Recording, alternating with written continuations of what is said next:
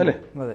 ഒരു സർക്കാർ സർവീസിലെ ഡ്രൈവർക്ക് എത്ര രൂപ ശമ്പളം കിട്ടും? ചുമ്മാ ഊഹം പറഞ്ഞാൽ മതി. 25-30 രൂപ ഒക്കെ മാക്സിമം. KSEBിലെ ഒരു ഡ്രൈവർക്ക് 1 ലക്ഷം രൂപ ശമ്പളമുണ്ട്. ഡ്രൈവർ ആയിരിക്കത്തില്ല, AEO ആയിരിക്കും. ഡ്രൈവർക്ക് നിങ്ങളൊന്ന് അന്വേഷിച്ചു. KSEBിലെ ഒരു ഡ്രൈവർക്ക് 1 ലക്ഷം രൂപയ്ക്ക് മുകളിൽ ശമ്പളമുണ്ട്. സംശയം തെറ്റാന്ന് പറഞ്ഞാൽ ഞാൻ മീശ വടിച്ചിട്ട് ഷോയ്ക്കിരിക്കും. മീശ വടിച്ചിട്ട് പകുതി മീശ വടിച്ചിട്ട് ഞാൻ ഷോയ്ക്കിരിക്കാം. KSEBിൽ 1 ലക്ഷം രൂപ ശമ്പളം മേടിക്കാത്ത ഡ്രൈവർമാരുണ്ടെങ്കിൽ സർവീസ് മൂത്തൊന്നുമില്ല. KSEBിൽ ഓവർസിയർമാരെങ്കിലും താങ്കൾ എന്താ വിദ്യാഭ്യാസ യോഗ്യത? SSLC ആയിരിക്കും. SSLC. ഇത് ലൈൻമാനായിട്ട് കയറി മൂത്ത് ഓവർസിയർ ആവും. അതെ. വേറെ ഏത് സർക്കാർ കുറച്ച് കഴിയുമ്പോൾ എഞ്ചിനീയറും ആയിരിക്കും ഓവർസിയർ മൂത്ത്. ഇനി വേറൊന്ന് കാര്യം പറഞ്ഞുതരാം. ഈ സർക്കാർ ഈ സ്ഥാപനത്തിലെ ശമ്പളം, പെൻഷൻ ഇതൊക്കെ തീരുമാനിക്കുന്ന ആരാ? ഏത് സ്ഥാപനത്തിൽ? സർക്കാരാണല്ലോ. സർക്കാരിന്റെ അനുമതി വേണമല്ലോ. അതെ അല്ലേ? സർക്കാരിന്റെ അനുമതിയോടുകൂടി വേണം, മന്ത്രിസഭാ തീരുമാനം വേണം ഒരു സ്ഥാപനത്തിലെ ശമ്പള പരിഷ്കരണം നടത്താൻ. KSEB അങ്ങനെയല്ല ചെയ്ത്. KSEB ശമ്പള പരിഷ്കരണം നടത്തി. എത്ര കോടി രൂപ നഷ്ടം സർക്കാരിന് അധിക ബാധ്യത ഉണ്ടാക്കിയെന്നറിയാമോ? അതായത് KSEB തന്നെ തീരുമാനിച്ചു അവരുടെ ആളുകളുടെ ശമ്പളം എത്ര കൂട്ടണമെന്ന് തീരുമാനിച്ചു. അതിന് ചെലവ് കൺട്രോളർ ആൻഡ് ഓഡിറ്റർ ജനറലിൻ്റെ ഏറ്റവും പുതിയ കണക്കിൽ വന്നിട്ടുണ്ട്. 1011 കോടി രൂപ. 1011 കോടിയാ. എന്നിട്ട് വിരമിച്ചവരുടെ പെൻഷനും പരിഷ്കരിച്ചു. എത്ര ചെലവാക്കിയതറിയോ? 306 കോടി രൂപ. KSEBിയുടെ മുതലാളിമാർ, ചെയർമാൻ ഉൾപ്പെടെയുള്ള KSEB ജീവനക്കാരെല്ലാം കൂടെ ഇരുന്നിട്ട്, ജീവനക്കാർ നിവേദനം കൊടുത്തു, KSEBിയുടെ MDയും ചെയർമാനും കൂടെ ഇരുന്നിട്ട് ഇതങ്ങ് പാസ്സാക്കി നടപ്പാക്കി. സർക്കാരിൻ്റെ ധനകാര്യ വകുപ്പിൻ്റെ ഒന്നും അനുമതിയില്ലാതെ അതങ്ങനെ കൊടുത്തുകൊണ്ടിരുന്നു. KSEBിയുടെ കാശ് ഇന്ന് കൊടുത്തുകൊണ്ടിരിക്കുക. ഏത് കാശ്? നമ്മളെ കൊള്ളയടിച്ചെടുക്കുന്ന കാശ് ഇവന്മാർ തിന്നുകൊണ്ടിരിക്കുക നിയമവിരുദ്ധമായി.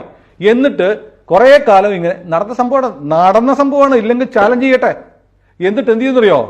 കുറേ കാലം 6-7 മാസം, 1 വർഷത്തോളം ഇങ്ങനെ ശമ്പള പരിഷ്കരണം ആരും അറിയുന്നില്ല. KSEBിയുടെ ആളുകൾക്ക് അവർ തന്നെ ശമ്പളം കൂട്ടി, അവർ തന്നെ പെൻഷനും കൂട്ടി ഇങ്ങനെ കൊടുത്തുകൊണ്ടിരിക്കുക. എന്നിട്ട് ഇതൊരു ഫയലാക്കി മന്ത്രിയുടെ അടുത്തെത്തിച്ചു. അതെ, ഇതൊന്ന് ഒപ്പിടണം. ഇതെന്താ? ശമ്പള പരിഷ്കരണം എപ്പോൾ നടപ്പാക്കി? അത് നേരത്തെ അങ്ങ് തീരുമാനിച്ചു പോയതാണ്. പോട്ടെ, 1 വർഷത്തോളമായി, ഒന്ന് ഒപ്പിട് എന്ന് പറഞ്ഞ് ഒപ്പിട്ട് കൊടുത്തു. ഇതെല്ലാം നടപ്പാക്കി 5 മാസം കഴിഞ്ഞ് കൊടുക്കുന്ന മന്ത്രിയുടെ അതാണ് മുൻകാല പ്രാബല്യത്തോടെ മന്ത്രി ഒപ്പിട്ട് കൊടുത്ത് മന്ത്രിസഭ അംഗീകരിച്ചു. എവിടെ നടക്കും? ഈ വെള്ളാനക്കകത്ത്. അറിയോ KSEB ഒരിക്കലും ആരാന്നറിയോ? CPMന്റെ യൂണിയനാ. ഇടതുപക്ഷ യൂണിയന്റെ കുത്തകയുള്ള യൂണിയൻ കാണിച്ചുകൊണ്ടിരിക്കുന്ന തെമ്മാടിത്തരമാണ്. കേരളത്തിലെ ഏത് സർക്കാർ സ്ഥാപനത്തിൽ, ഏത് വകുപ്പിൽ നടക്കും? സ്വന്തം ശമ്പളം, സ്വന്തം പെൻഷൻ പരിഷ്കരണം തന്നെത്താൻ തീരുമാനിച്ച് കാലങ്ങളോളം കൊടുത്തിട്ട് ഒടുവിൽ കൊണ്ട് സർക്കാരിനെ കൊണ്ട് അംഗീകരിപ്പിച്ചു.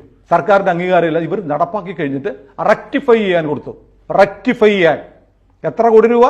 1011 കോടി രൂപ ശമ്പള പരിഷ്കരണത്തിനും 306 കോടി രൂപ പെൻഷൻ പരിഷ്കരണത്തിനും. എവിടുന്ന കാശ്? ജനങ്ങളെ കൊള്ളയടിക്കുന്ന കാശ്. വെറുതെ പറയുന്നതല്ല, കൊള്ള. ഈ ബില്ല് വെച്ച് പറയുകയാണ് കൊള്ള. ഇതാണ് KSEB ചെയ്തത്. ഇതിനെ ചലഞ്ച് ചെയ്തുകൊണ്ട് ഈ നാട്ടിൽ ആത്മാഭിമാനമുള്ള ഒരു പൗരൻ, ഒരു ഉപഭോക്താവ് ഒരു കേസ് കൊടുക്കുമോ ഹൈക്കോടതിയിൽ ഈ കൊള്ളക്കെതിരെ? നിങ്ങളിപ്പോൾ വഴി നിൽക്കുന്ന മീൻ കച്ചവടക്കാരൻ ഒരു മീനിന്റെ വില 25 രൂപ പറഞ്ഞാൽ 25 തരത്തില്ല, 20 തരാമെന്ന് പറയും അല്ലേ? നിങ്ങൾ വണ്ടിയെ പോകുമ്പോൾ വഴിയിൽ പാവപ്പെട്ട പിള്ളേർ എന്തെങ്കിലും വിൽക്കാൻ തരും, കൊണ്ടുവരും. ജീവിക്കാൻ മാർഗം, പഠിക്കാൻ വേണ്ടി നിവൃത്തിയില്ലാത്ത കുട്ടികൾ ഒരു സാധനം തന്നിട്ട് വിൽക്കാൻ വന്നു കഴിഞ്ഞാൽ എത്ര വില? 50 അല്ല 20 രൂപയാണെങ്കിൽ മേടിക്കും. അതായത് സംഘടിത ശേഷിയില്ലാത്തവൻ്റെ അടുത്ത് നിങ്ങൾ വില വേശും. നിങ്ങൾ ഭീമ ജ്വല്ലറി പോയാൽ, അല്ലെ ആലപ്പാട്ടിൽ പോയാൽ സ്വർണത്തിന് വില വെച്ചുവോ? ഇല്ല. ഇവിടുത്തെ ഏറ്റവും വലിയ ജ്വല്ലറിയിൽ ശീമാട്ടി പോയാൽ, അയ്യപ്പാസി പോയാൽ നിങ്ങൾ സാരിക്ക് വില വെച്ചുവോ?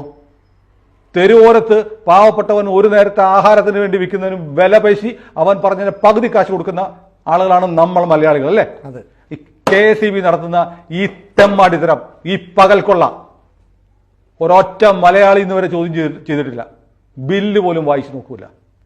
കൊള്ളയടിക്കാൻ വേണ്ടിയിട്ട് ബാക്കി നിൽക്കുകയാണ് നമ്മുടെ ജീവിതം.